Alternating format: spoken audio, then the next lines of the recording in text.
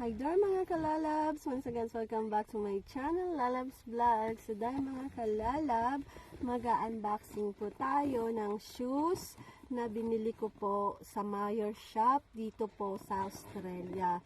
So kaya ko po i-unboxing tong shoes na to dahil ito po yung first time kong bumili ng shoes na ito yung brand niya mga kalalab. So ang brand po ng shoes natin, hindi na natin papatagalin. Ito po ay Guess. Ayan po. So, this is my first Guess na shoes po from Mayer Shop.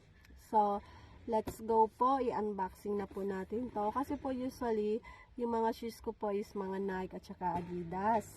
Na sa City Beach naman po namin yung kinukuha. So, ngayon po, bumili tayo sa Mayer Shop ng Guess shoes. So, tara po. I-unboxing na po natin to. So, size 7 siya. Yan, Guess, size 7. So, yan po. Ito po yung box ng Guess shop natin, mga kalalab. So, yan. Let's go. Open. Ayan, bukas na. Siyempre, ito. So, dyan. Ito na po siya, mga kalalab. Yan, white. So, tingnan natin. Itong isa. Ayan, mga kalalab. Itong ating, ano nyo po, Guess. Yan, may ganyan dyan.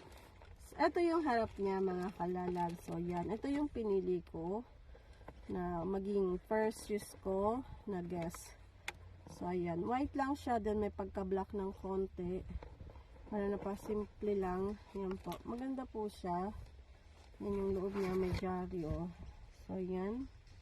Kita po ba? Yan.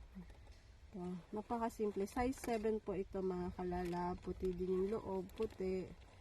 So, ito ang ating unang Guess na sapatos, mga kalalab. So, ayun po, sa mga bago po sa channel ko, hindi lang po ako nag-unboxing.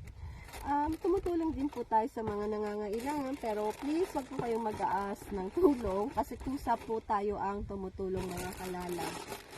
So, yun, sa mga bago po, thank you for watching, and please don't forget to subscribe to my channel, Lalabs Vlogs, and papalo na din po ng Facebook page natin na Lalabs Vlogs din po, mga kalalab. Maraming salamat po. Don't forget to subscribe and pa-comment down na rin po. Thank you, bye!